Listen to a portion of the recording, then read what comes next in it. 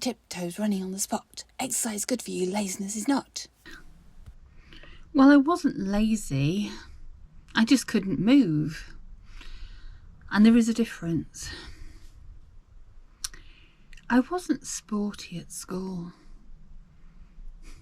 I was never one of the people that got picked first, second, or even third. I was generally last. And subsequently I didn't really have any interest in sport. I wasn't encouraged to be sporty. I would rather have sat at the side reading a book, if I'm perfectly honest. We weren't an active family either. Holidays would be spent visiting people or occasionally going to a beach where, yeah, my parents would either sunbathe or be in a bar and a bit of sightseeing. We didn't go walking and trekking and doing that kind of thing. No. I wish we had now, because I can see that there's such beautiful places. So I'm going to skip through a lot because I'm going to go talk about the past in other episodes, but go forward to 2010. I was the heaviest I'd been weight wise, and I could barely move. I was in the highest size clothes that I could buy in shops, and I didn't want to go the handmade route, even though I quite like handmade clothes now. I just didn't want to do it. So something had to be done, and I started to lose weight under the support of my GP. And one of the things that I started to do was I joined a gym, and I started doing aqua aerobics to start with, because obviously you're supported by the water. And then I started going on my own steam to go swimming. But it wasn't just swimming. I was doing pool running. The swimming pool that at the gym that I belonged to wasn't particularly deep. It came up to shoulder height, so I was actually able to do pool running, so going backwards and forwards and backwards and forwards, because every time you turn at the end you'd be pushing against... Oh, a cat has just landed on my roof. Ooh, sorry about that. I'd be going backwards and forwards, and got a waterproof MP3 player, so I would listen to music, and that for me was fantastic.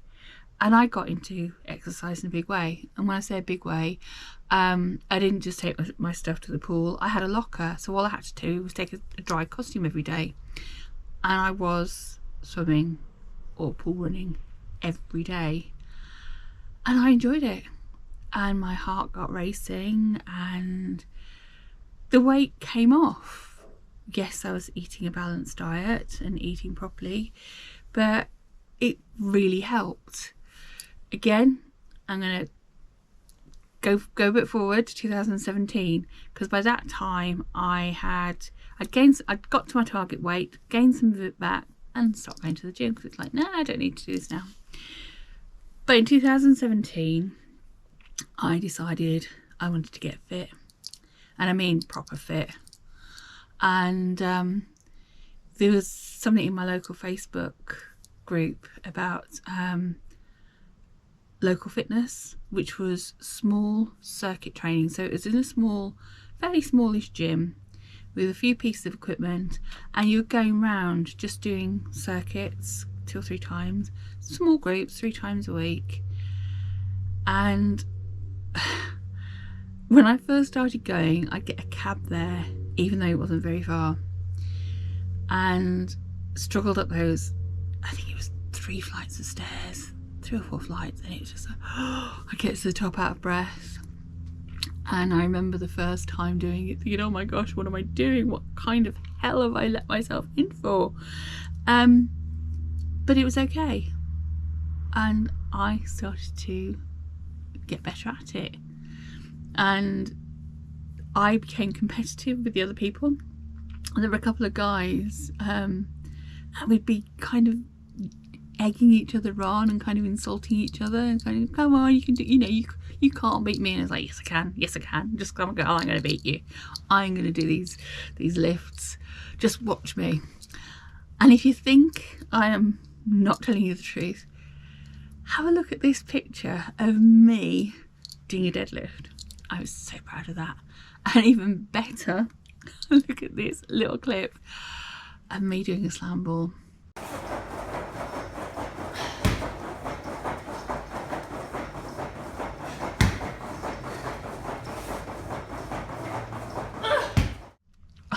I was so pleased with that. It was around this time that I bought myself a Fitbit, and I found myself becoming a slave to it. From those early days of getting a cab there and then the bus back, I started getting off a stop before and before and before, until in the end I was walking home. And not just walking home, but actually looking at my Fitbit and thinking, well, I haven't clocked in the minutes I wanted to do, or the miles. I was talking in terms of miles now, not just a bit of time. And I would walk no matter what the weather back from the gym. Then the gym moved close to home, but again I worked it out that there was a dock near me, and I could do, it was 0.71 miles all the way around it, and I could do it in just under 15 minutes. I started listening to audiobooks and it was great. And if it was dark and I didn't feel particularly safe, I lived on a gated development, and I knew that from one end of the garages to the other it was 91 steps. And if it was raining, there was a carport underneath, and I would go round and round in circles just to get those steps in. But it felt good. It felt good. I was fit. And it was great. Then in 2018, I had a car crash that I believe sparked my atrial fibrillation, which is my regular heartbeat, that wasn't diagnosed for another year. But that's when I think it happened. So I carried on going to the gym, then got the diagnosis, then got really scared in case anything happened because I didn't know enough about it. Then came COVID and the pandemic and working from home. I was very isolated. My commute was from the bedroom to the end of the landing, and that was the sum of my exercise. I was doing long hours, not going out, and also I was scared to go out. I was scared to be around other people.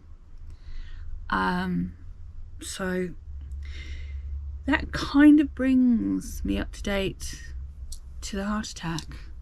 I said last time that I was frustrated with myself on the trip to Scotland, where I was being taken to all these wonderful places and was in too much pain to get out of the van to actually go and look at them.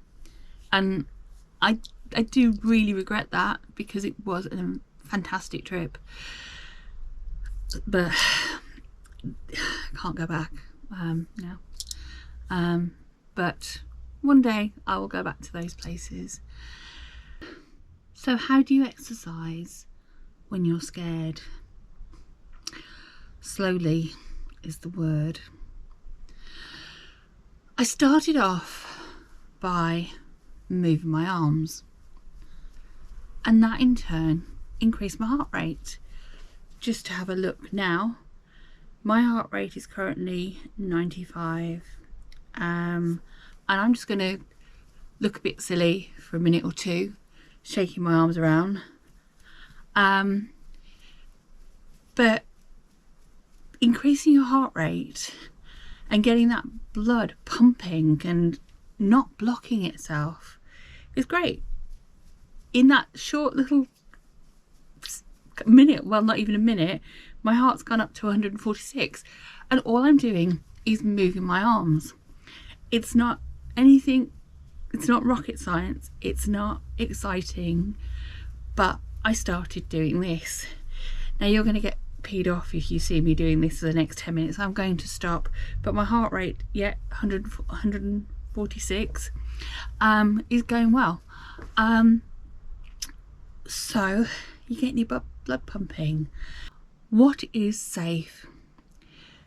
According to the British Heart Foundation, your maximum heart rate, which is your safe levels, should be 220 minus your age. Now, sometimes when I'm doing my moving, I get carried away, but I do try and keep it to a reasonable level so that I don't overdo it.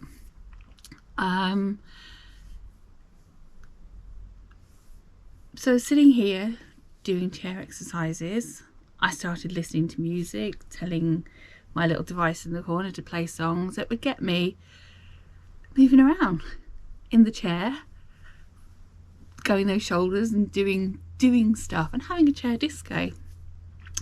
I gave myself a playlist, and sometimes, so that I wouldn't disturb the neighbours, put my headphones on and just blasted it out.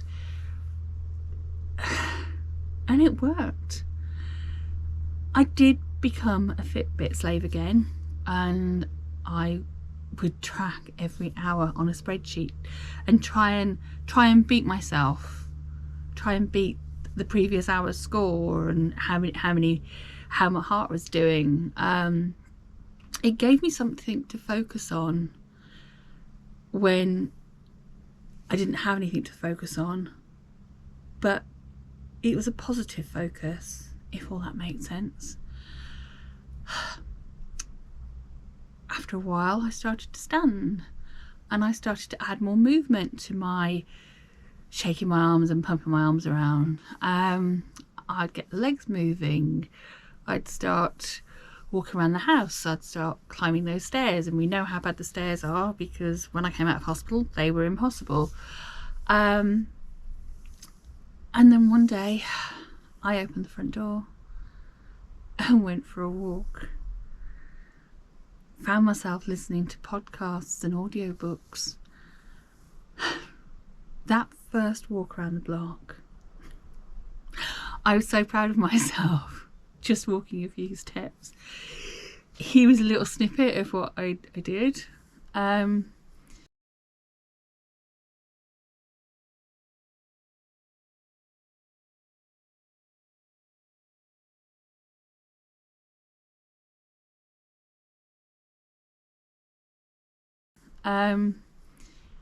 But it was okay. I could stop after a few steps if I needed to and catch my breath.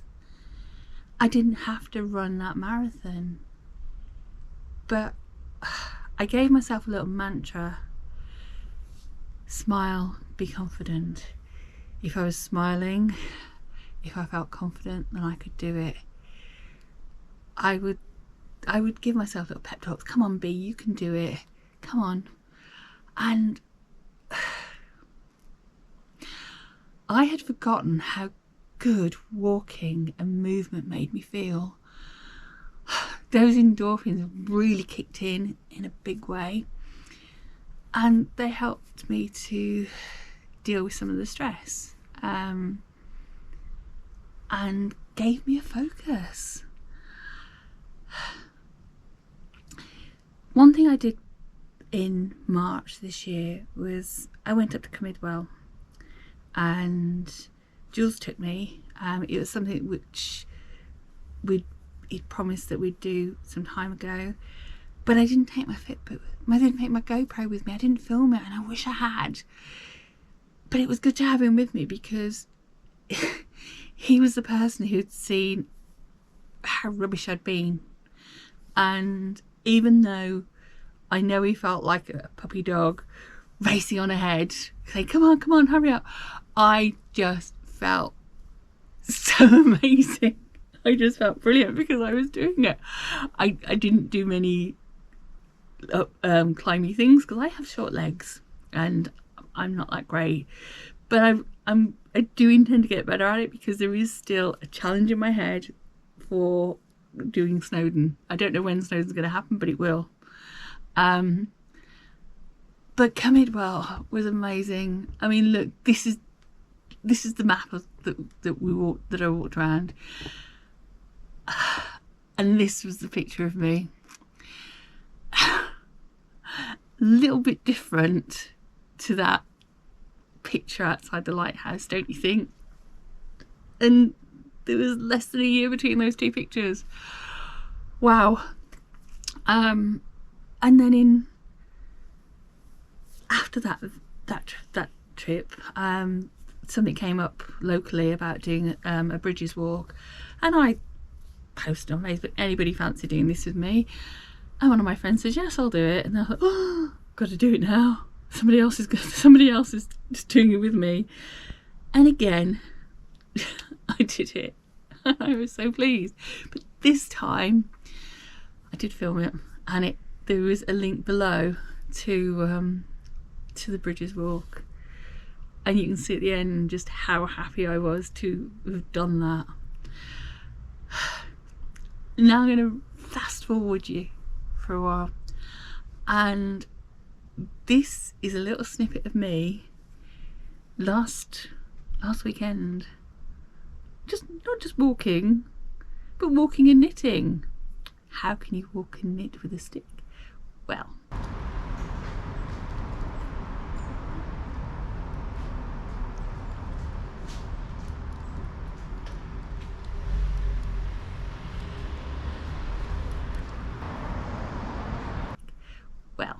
sometimes I don't use my stick anymore. I'm taking it slow on that because my back does still hurt, but you can see there's progress. There is ruddy progress, and it started by me just moving my arms around. So you don't need big feet to make big steps. And I'd like to thank Sam Becker for taking a picture of his big feet for me for the thumbnail for this video, because my feet aren't that big. But you know what? I really can do it. And if I can, so can you. And I'm going to keep doing it because my stamina levels are up. And it feels great. It really feels great.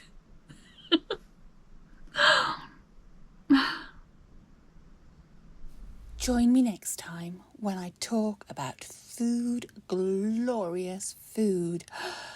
Yum. If you like what I'm doing, then it would be great if you could like, comment, subscribe, and share with anyone you think may find this interesting.